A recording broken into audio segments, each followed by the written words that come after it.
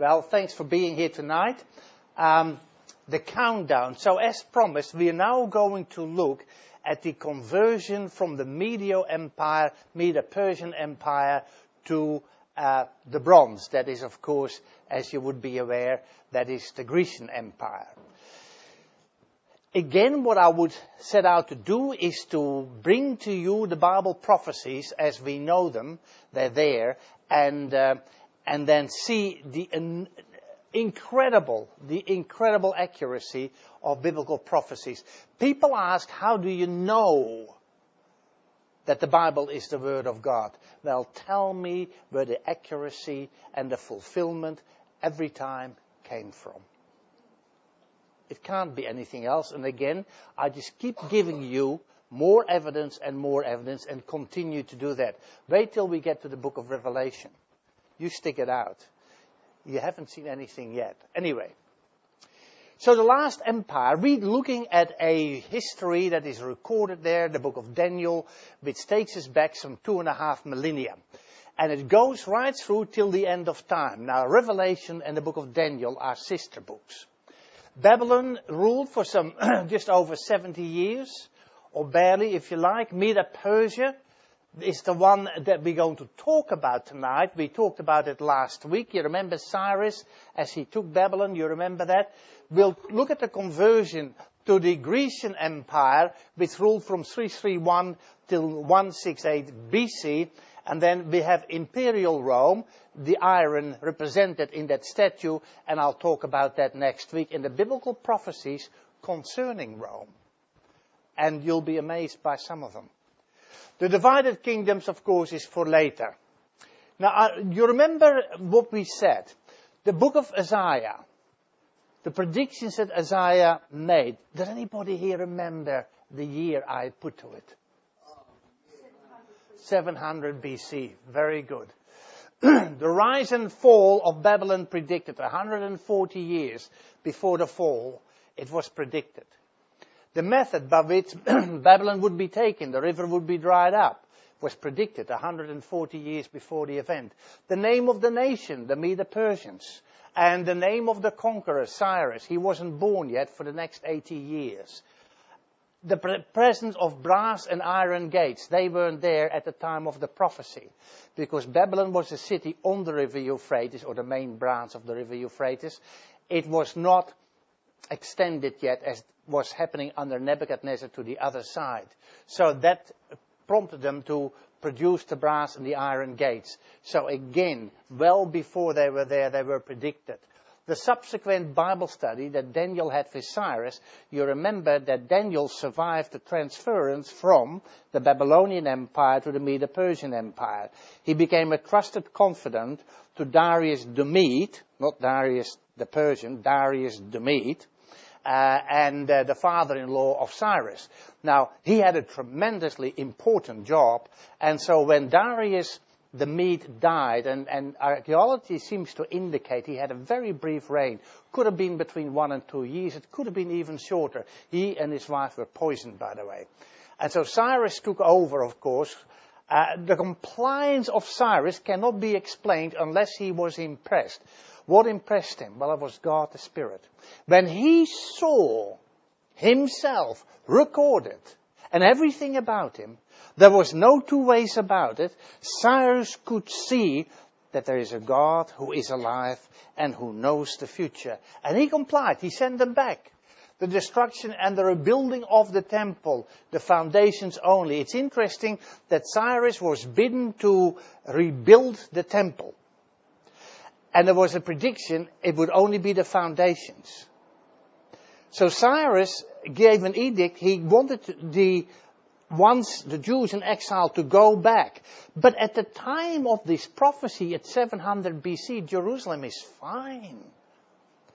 The Assyrian that had tried to take Jerusalem just lost 185,000 of their men by an angel sent by God. Jerusalem was fine and the temple was there. But would you believe it? Would you believe it?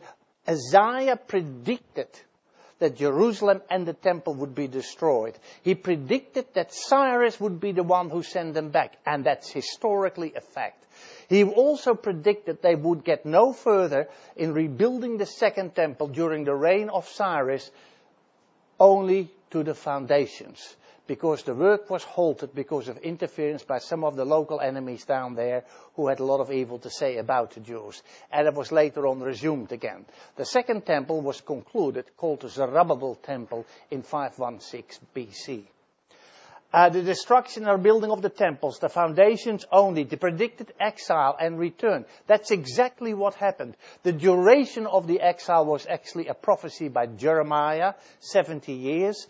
The ultimate desolation of Babylon, and that it would be a permanent desolation. The Medo-Persians used it, Alexander used it, and I'll come back to that. Then, at some point, in the 2nd century AD, beginning of the 3rd, there was one of the Seleucid descendants who cannibalized all the brickworks from Babylon. And so Babylon, within 50, 60, 70 years, was covered by sand, as it happens there in the plains, there in the desert. And that was lost to the world until only a few hundred years ago, barely, they started to dig for Babylon, the ruins, to see what happened there. It was lost to civilization. Marvelous. And I told you, Saddam Hussein tried to rebuild it. Where is Saddam Hussein? He's gone. Nobody will rebuild it. Nobody will. So whatever you're ambitious, don't try to rebuild Babylon. It can be bad for you. What must have gone on in the mind of Cyrus? Imagine when you read about yourself from a document that you know for a fact is a few hundred years ago. That is absolutely incredible. So Cyrus complied, and it is an amazing story. We look, of course, at the historici. I mentioned them last time. Herodotus, Xenophon. One is 5th century, the other one is the 4th century. And then you have Flavius Josephus, the 1st century AD, that prolific Jewish historian with the Latin name. He was taken prisoner. It's a very interesting story. I'll tell you the story one day about Flavius Josephus. I love his writings. In the Antiquities, it's chapter volume 10, he describes the account of Daniel as being accurate. We also learn from archaeology, particularly I would say the Nabonidus Chronicle, which is very specific and gives an accurate account, also noted on the Cyrus cylinder. In the early part of last century, these were published, and it was amazing. People discovered that the name Belshazzar, which only appeared in Daniel chapter 5, was not a fixation or an erroneous naming by Daniel. It was, in fact, lost in history until they found the cuneiform tablets, and particularly the Nabonidus Chronicles, read the verse account, line 12 to 14, that explained the arrangement between Nabonidus and his father, of course. Between Belshazzar and Nabonidus, the father of Belshazzar. And it is fantastic. All the higher critics that were rubbishing that account of Daniel had to eat humble pie. And they had to do that many times, by the way. So there you are. We now go to Daniel chapter 7. Daniel chapter 7 is an amazing chapter. I only give you a portion. I only give you that which pertains to the transfer of Medo-Persia to Greece. The first year of Belshazzar, I would put it down as 550 BC, but if you want to make it 551 BC, we're still friends. I'm not arguing. It depends which methodology of calculation you work on. Some say it might have been 552 BC. Now, it's interesting. Daniel has a vision at night time, so we might say it actually is a dream. And he gives the account, and I give you the main facts here. He says, I saw in my vision by night, and behold, the four winds of heaven were stirring up the great sea. Now I'm going to put a question to you, and I'll give you a reference to the 17th chapter of the book of Revelation, where you can find out what sea waters are actually standing for.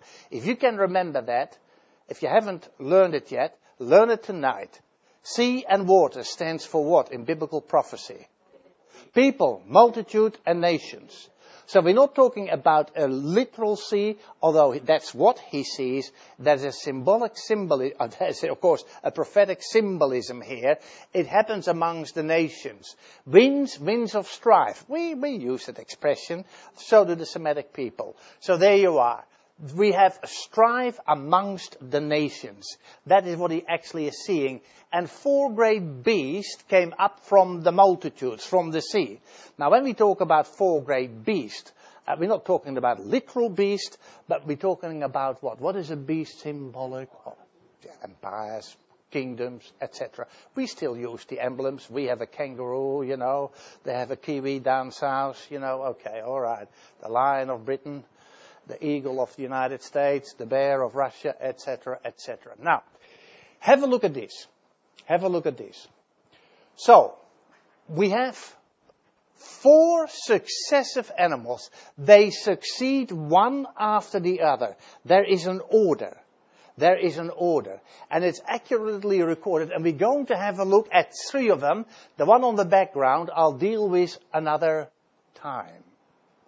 Because that's not part of the transference we're talking about here tonight. The first was like a lion. It had eagle's wings. Lion is the courageous, no-fear animal. And we have eagle's wings. Now, when you think in terms of eagle wings, what do you think? Someone who can spread far, fly far. Okay, now note the next verse. I watched till its wings were plucked off, so there is a loss of capacity, and it was lifted up from the earth and made to stand on 2 feet like a man. And in fact, a man's heart was given to it. That clearly would have to be the history of Babylon. Nebuchadnezzar was the lion. He could control everything. And then, of course, by the time you come to Belshazzar, the drunken baboon, then we talked about last week, you have what sort of a man? Not much of a man. So, that's the lion. The lion is, of course, the animal of the plains, and Babylon was built in the plains. And the winged lion was one of the prominent decorations in all their official and religious buildings. So, that fits in very, very well. Suddenly, another beast. A second, like a bear. Now, it's interesting, a bear. A bear is an animal of the mountains. That's interesting. It was raised up on one side. One side was dominant. In other words, it had 2 sides, but one side was dominant. I'm just giving you the details. And had 3 ribs in its mouth between its teeth. Now, that prophecy is given in 550 BC. So we have Babylon, and now there is another one on the horizon. One side was dominant. 3 ribs in its mouth. It was told to devour much meat. I'm going to tell you what the 3 ribs are, so you know. 547 BC, Cyrus subjugates, or actually conquers, an empire north of him. He fights with a king by the name of Croesus, because he was the king of Lydia. He was a very wealthy king, and Cyrus needed money. Wars are expensive, you know. Ask the Americans. And so Lydia was taken, other than perhaps an alliance with Egypt, which he didn't like, but it was about the money, really. He helped them. Lydia, L-I-D-Y-A. I'll probably have it on the slide in a minute. The other conquest was in 539 or 538 BC, which, depending which calendaric system you use. Of course, this was Babylon. The other one was 525 BC, when Cambyses, the son of Cyrus, who ruled for some 8 years, actually conquered Egypt. And those were the predominant enemies they dealt with, and there you have the 3 ribs in the mouth of the Medo-Persian bear, because it has to be Medo-Persia. Because Medo-Persia, the bear here, is synonymous to the chest of silver. and the arms, of course. And Babylon, the lion, of course, is the head of gold. I think you would gather that. Now, there was another, a leopard. A leopard is an animal. What would we know about a leopard? Speed. It's fast. It's fast. Like a leopard, it had on its back 4 wings of a bird. That means capacity of distance and speed. Notice. The beast also had 4 heads. The 4 heads will be explained in a minute. We'll get to that. 4 heads, speed, and capacity of spreading out. It's interesting that when you look at Babylon, Medo-Persia, territorially speaking, was much bigger.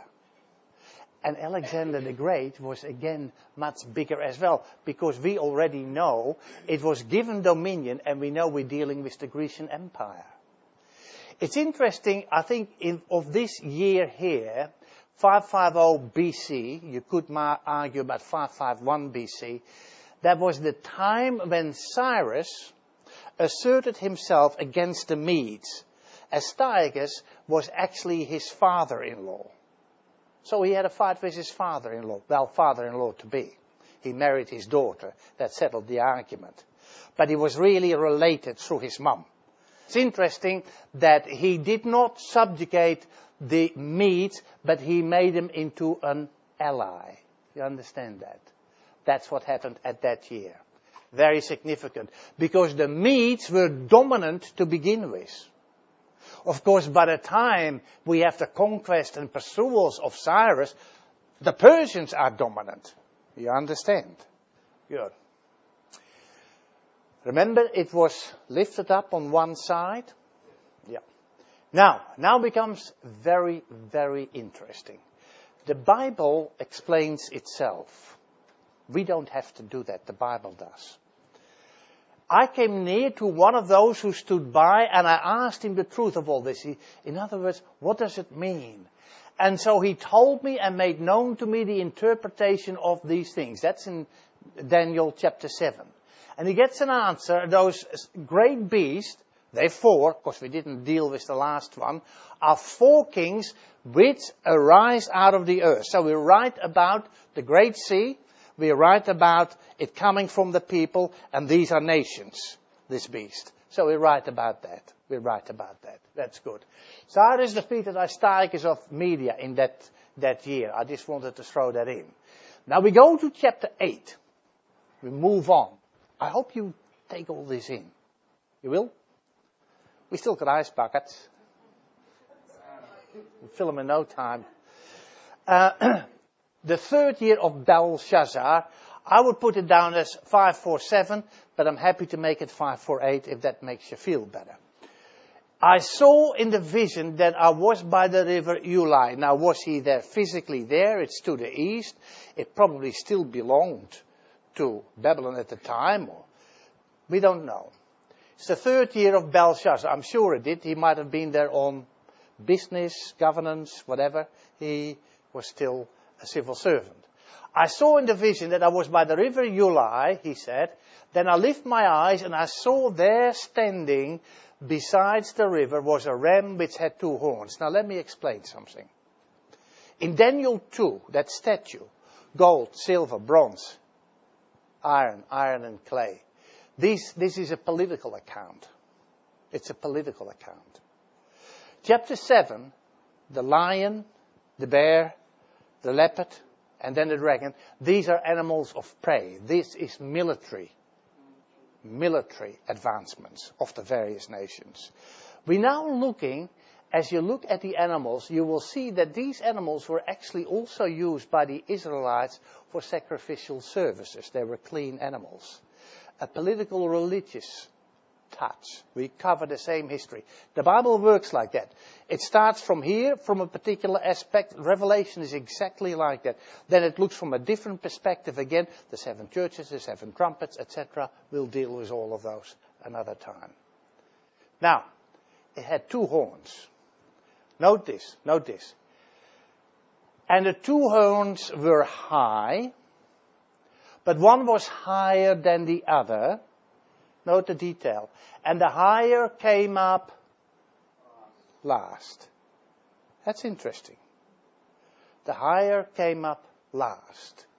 That's true. That is what happened. That is what happened.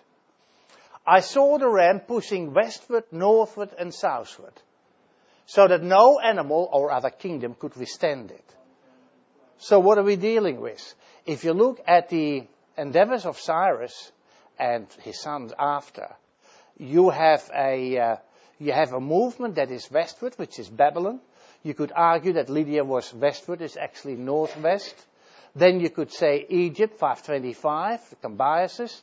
And then later on, but Darius, that's Darius Hystaspes, moves northward and subjugates the Scythians in 513 BC. And so here you have the historical facts of the military movements of this organization. It's absolutely correct. It's brilliant. It's brilliant. Nor was there any that could deliver from his hand, but he did according to his will, and he became what? Can you remember that? That word? Great. Medo-Persia became great. I want you to remember that because we're going to need that information another time. Very much so. Now, and I was considering suddenly a male goat came from which direction? West. That's important. Without touching the ground, and the goat had a notable horn between his eyes. Very interesting. Very interesting. The year that this is given is 547 BC. I want you to remember this. The Persians ruled for a few hundred years. So he's looking hundreds of years into the future. Now the animal represents a kingdom. Have you ever heard of the Aegean Sea? Okay. The Aegean Sea means goat's sea. Aegis is goat. Yeah. Okay. In Greek. How was my Greek mate? Yeah. All right. Interesting. A goat. Notice. Suddenly. Came from the west towards what? The Medo-Persian Empire. Greece is west. Correct? It had a notable horn between its eyes. We're going to find out what the Bible says that notable horn actually is. Now, there was one thing I still wanted to mention as well, if I can get it to go back. Without touching the ground, what does that mean? Speed. There has been in the history nobody who equaled the speed of Alexander the Great in conquering. 336 BC, he takes over from his dad, Philip of Macedon, who dies. Within about 6 years, he just about conquers the then known world. And he would have taken the whole world if it weren't for his soldiers refusing. After they crossed the river Indus, they weren't going to go any further.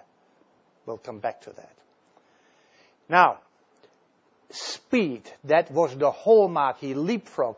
A man by the name of General George Patton studied the way Alexander the Great made his conquests, and so did Napoleon Bonaparte. They were very familiar with his strategies. He was brilliant.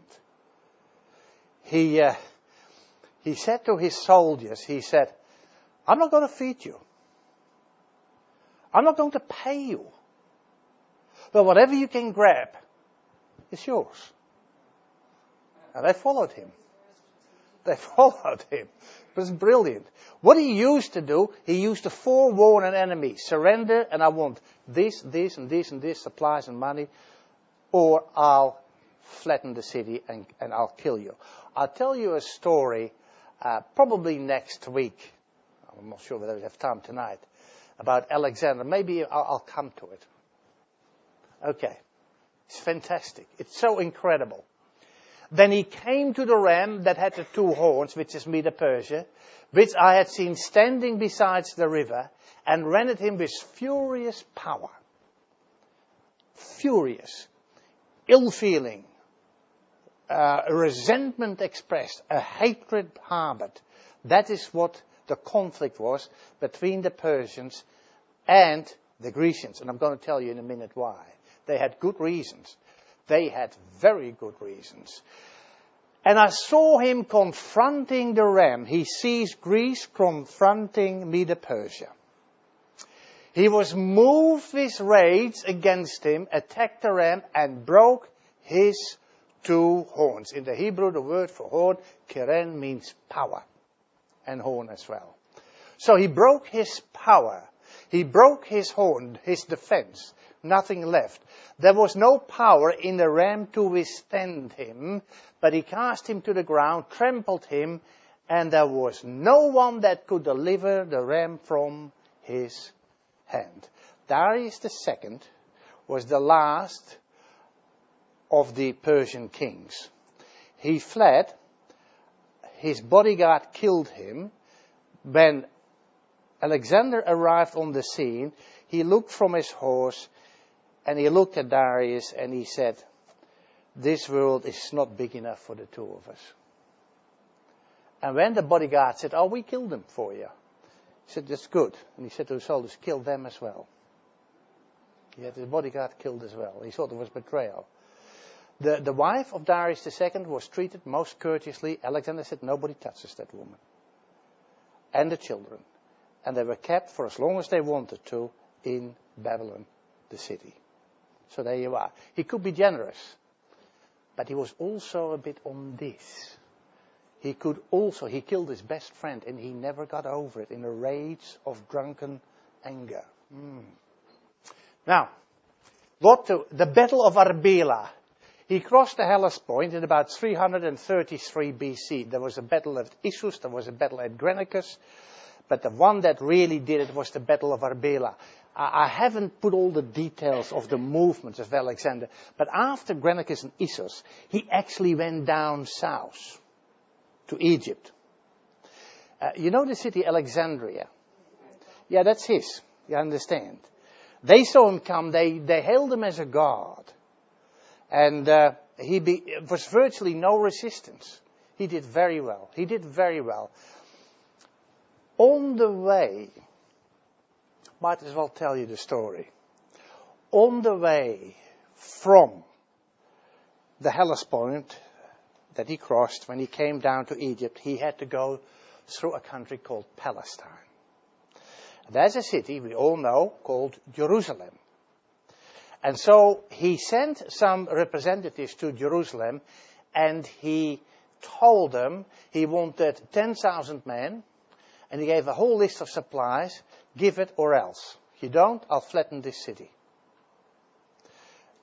They refused.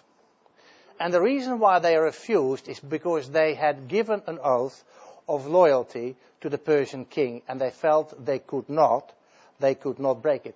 Young Stanley, can you get me a little bit of one of them drinkies down there? A cup of tea would be fine, but I'll take the water. And the interesting thing is, Alexander was on his way to flatten Jerusalem. And if anybody could do it, it was Alexander. By the way, before that he took Tyre. Nebuchadnezzar, thanks mate, terrific. Nebuchadnezzar put his army there at Tyre for what, 13 years?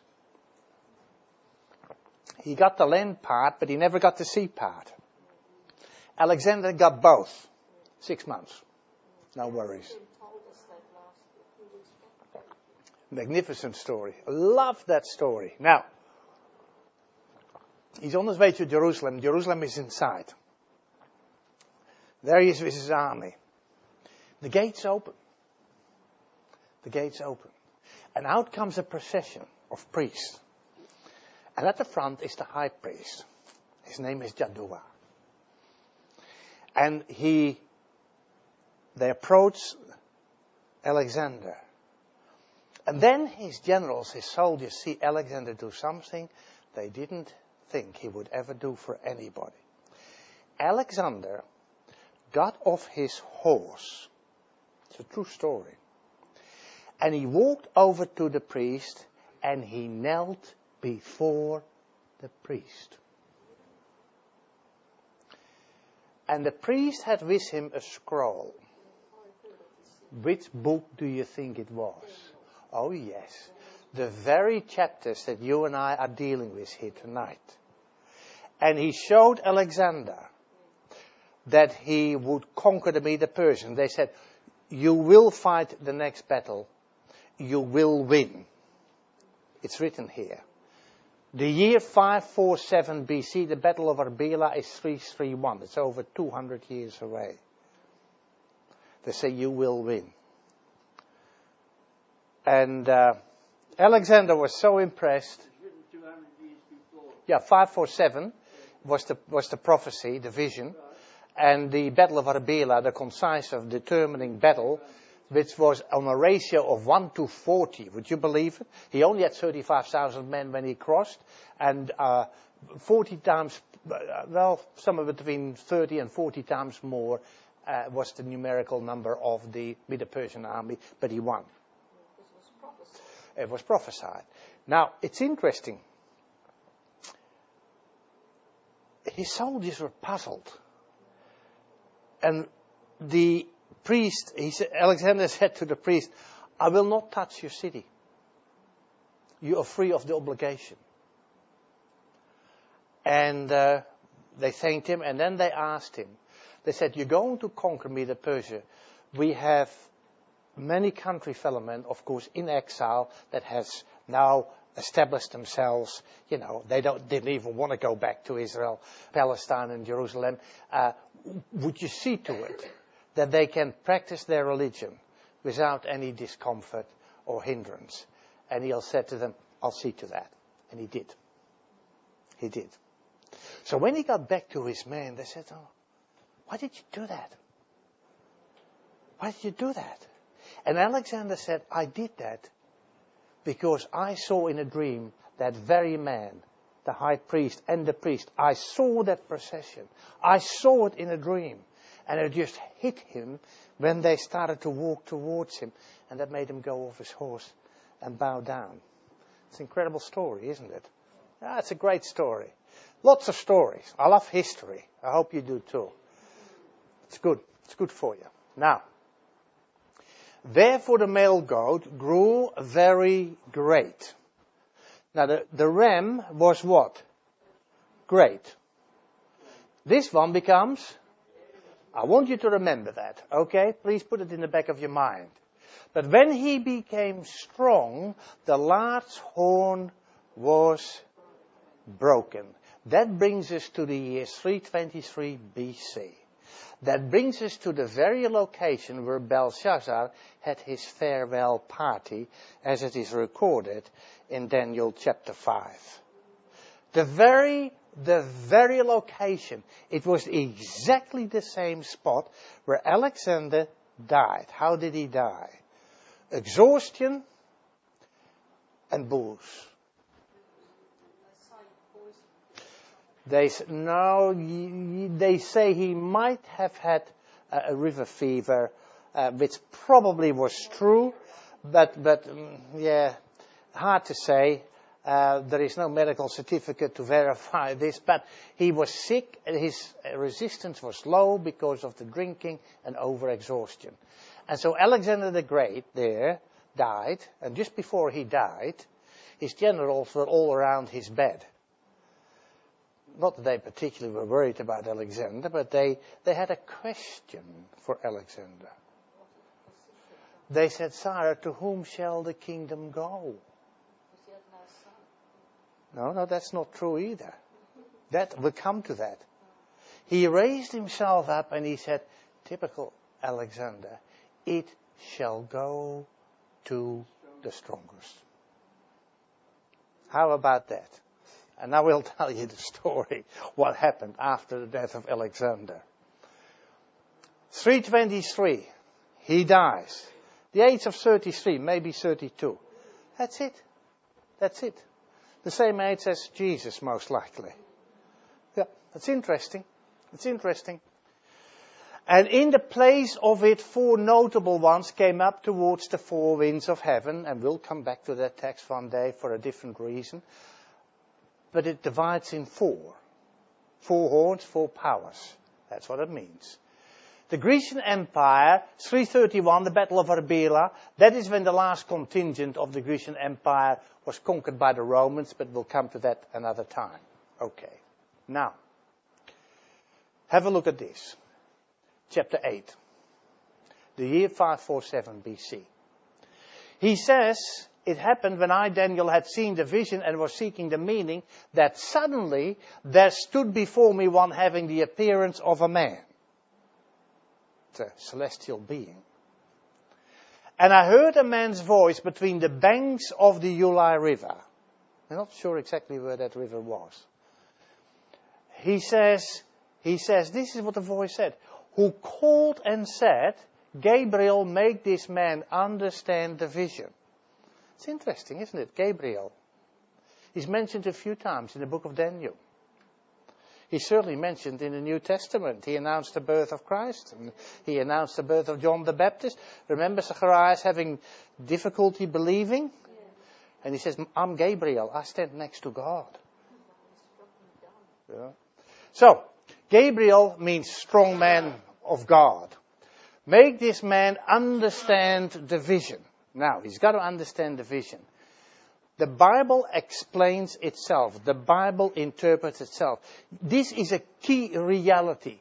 The Bible interprets what? Always play by that rule, and you do well. You do well. Now, the ram which you saw having two horns, they are the kings of Media Persia. Okay. And the male goat is the kingdom of Greece. And the large horn that's between its eyes is the first king. And people have said, oh, hang on, what about his father? He took over from his father, 336 BC. True. True. There's an interesting story. Philip of Macedon, because Macedonia and Greece were one, because Philip of Macedon, as he was known, the father of Alexander the Great, made sure they all united, because Greece was just a bundle of little kingdoms always fighting each other. If you would have said one day they'll conquer the world, you would have laughed your head off. And so Philip of Macedon, and this is the interesting part, never ever took the title or pronounced himself king. Alexander did. Yeah? So he was the first king. So he's the large horn that was broken. Remember? 323 BC. Okay. The large horn between its eyes is the first king. Alexander couldn't wait to take over from his dad. Both him and his father had one burning ambition, and he inherited it from his father. Go and get Media Persia. And I'll explain to you the reasons why in a minute. Both of them. And Alexander is on record of having said, the way my dad is going, there will be nothing to do to conquer for me when I get there. Of course, a few years later, he's in the saddle. Now, as for the broken horn and the four that stood in its place, 4 kingdoms shall arise out of that nation, but not with its power. It was nothing like what it was under Alexander. Alexander had gone all the way. He wanted to go to China. But his soldiers, when they crossed the Indus River, his soldiers just refused to go further. And he was forced to go back to Babylon. And there was a lot of organizing to them, a lot of administration and organizing. And Alexander didn't like that part of his life. Anyway, he didn't have time, he died. Now, have a look at this. I'll just have a few images here. This is how it happened in 301 BC. So it took a few years. It took about 22 years to sort themselves out. So you have Cassander, Lysimachus, Seleucus, and Ptolemy. Those were the 4 main generals. Now it's interesting that Cassander lost out to Lysimachus not that long after. Again, Seleucus was dominant over Lysimachus. Then you end up with 2 powers, the Seleucid power and the Ptolemaic powers. The Ptolemaic pharaohs is what we get from Ptolemy. They are Grecians. They are not Egyptian. And that would include Cleopatra. She was Greece. No, yes. Okay, now it's interesting when we start, just do a little bit of a back pedal. What happened here in 323 when Alexander died? Well, you've got Egypt here, Cappadocia, Phrygia, Thrace, Macedonia. Now have a look, see what happens. Antigonus was the one who tried to take over. He had a son by the name of Demetrius. Antigonus was not that clever. Demetrius was a little bit better, but he ended up being done in by the generals. They didn't kill him, but they put him somewhere away. Okay. Now you have Macedonia, there's Thrace. Okay, you can see. Seleucus is already busy getting himself organized, as is Ptolemy. So, in fact, Ptolemy got there first, and then Seleucus sort of followed. It's interesting when you look at the borders there and how they deal with things. Now you get Cassander, Lysimachus. So that's Greece and a bit of what former Yugoslavia. That's Turkey, if you like. Seleucus has the biggest stake, and that's Ptolemy, and the year is 301 BC by the time they sort themselves out like that. A fulfillment of prophecy. Four winds of heaven, north, east, south, or west, if you like. It's interesting. The third year of Cyrus, the location is the river Tigris, or the Hiddekel, as it is also called. And Daniel gets a vision. It's daytime. Those who are with him know that he has the vision, but they see nothing. But he does. Now he gives a recording here, which is very interesting. The third year of Cyrus is 536 BC. Okay? 536 BC. Now, then again, the one having the likeness of a man touched me and strengthened me. This is again, no doubt, the angel Gabriel. And he said, O man, greatly beloved, fear not. Peace be to you, be strong, yes, be strong. Because it sapped the energy out of Daniel when he had that, what's called a theophany, and heavenly. Well, there was a divine being also involved, but this is, of course, Gabriel. And then, behold, 3 more kings will arise in Persia. Chapter 11. Because chapter 11 is only an extension of chapter 10. Okay. Now, we have, at the time of speaking, we have Cyrus. The next one was Cambyses. And then we have Smerdis, known as the false Smerdis. And the one after that is Darius Hystaspes, or Darius the First. He's a Persian. Okay. 3 more kings will arise. There were many of them after, but it talks about only the first 4 actually, because it says here, the 4 shall be far richer than them all. Well, Ahasuerus succeeded Darius Hystaspes. And Ahasuerus is actually the Xerxes of the book of Esther. Or, Xerxes here is the book of Ahasuerus, that was his name as well. It's interesting. He was very wealthy. He had incredible wealth. By his strength, through his riches, he shall stir up all against the realm of Greece. He did do that in 480 BC. 480 BC, that is still 55, 56 years away.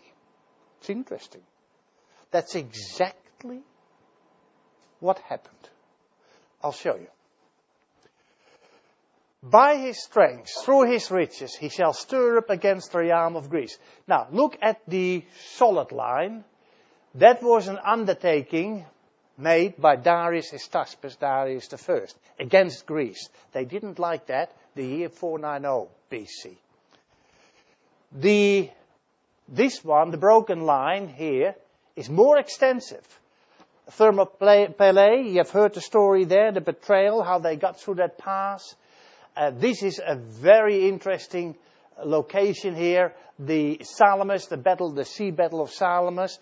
The Medo-Persians got done like a dinner by the Grecians. Very interesting story. Maybe another time I'll tell you more about it. The interesting thing is that Xerxes was going here. He had crossed, and he was hoping to make a triumphant entry in particularly, of course, their main capital, Athens. But what happened? He had to rush to get out of there because they were being defeated by the Grecians, despite the setback there at Thermopylae. They did so well. They destroyed the navy. They beat back the land forces. But the damage that they did do, the Grecians never forgave them. They hated them for it. Absolutely hated them. Now you understand why the goat, Greece, ran onto the ram with such ferocity and such anger. It's just explained to you. You understand that? Good. Back to the 3rd year of Cyrus. Then a mighty king shall arise, who shall rule with great dominion and do according to his will. Now, who was that?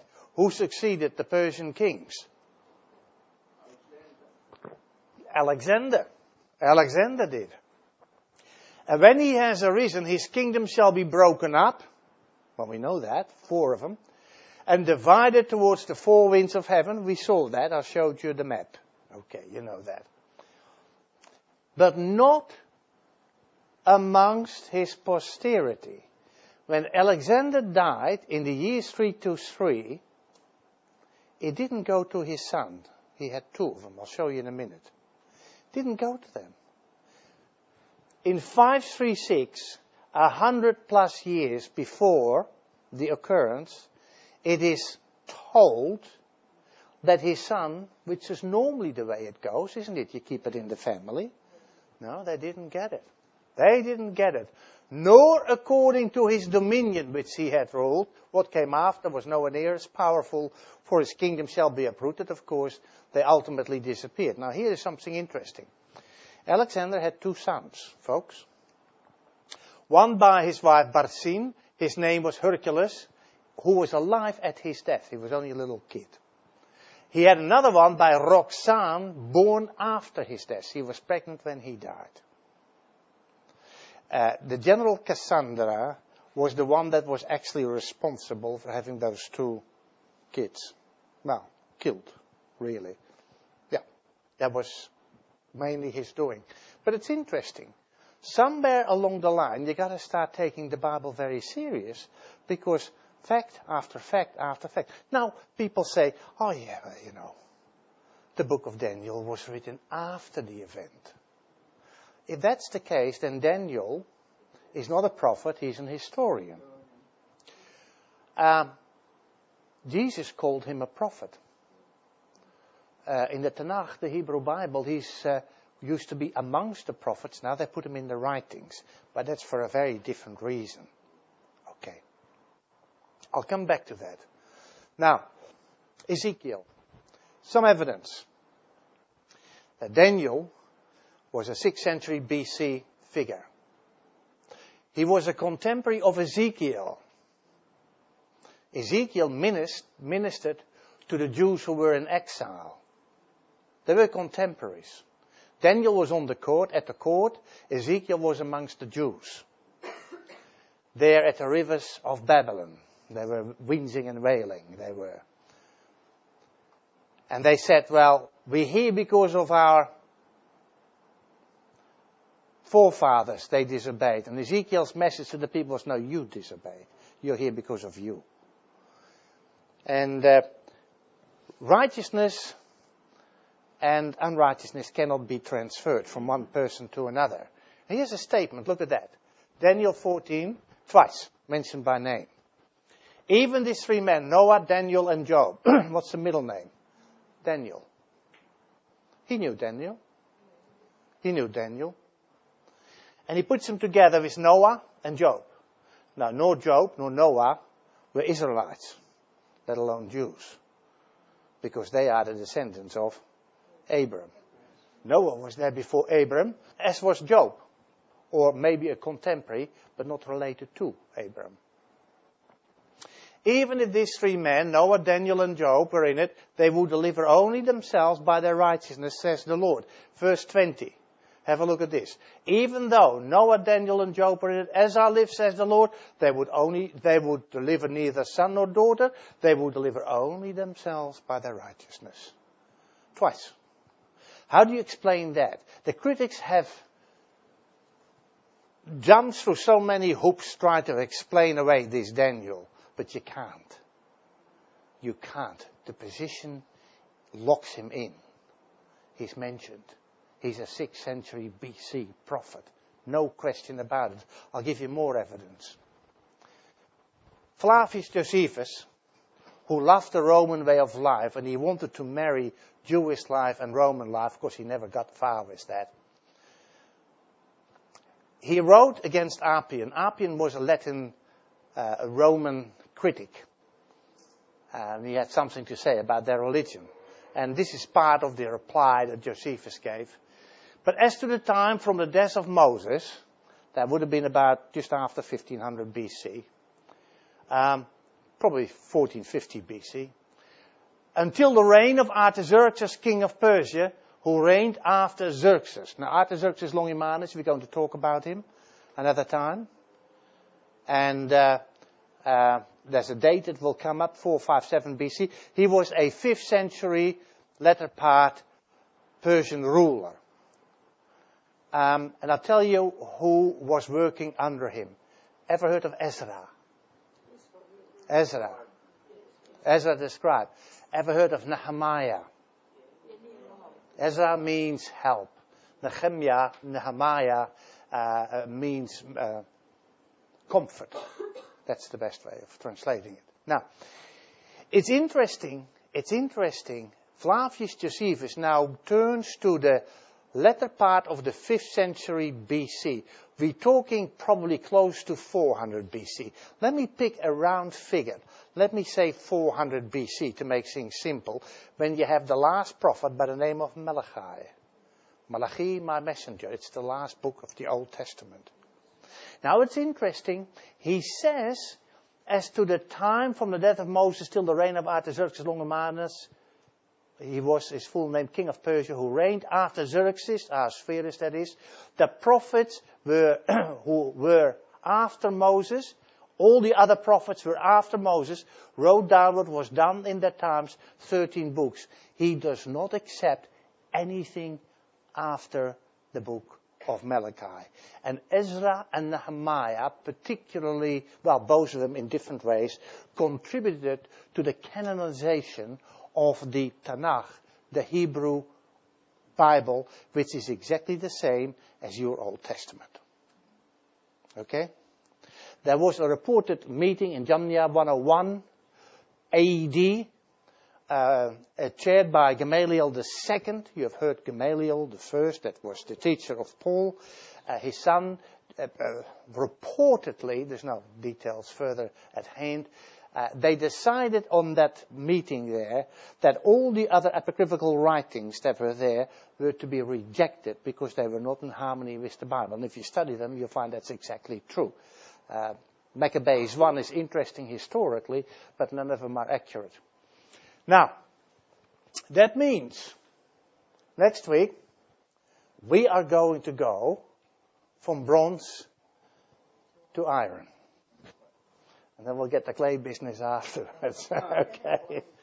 You've been very good, you have. You've all been awake all the time. Nobody slept. That's good. Okay, I didn't hear any snoring. If you have any questions. Yeah. Yeah, the horses do the same thing, don't they? Yeah, they do. If you have any questions, get one of those little notes, fill it in. And I'll deal with it next time. Okay. Well, it's over to Brian.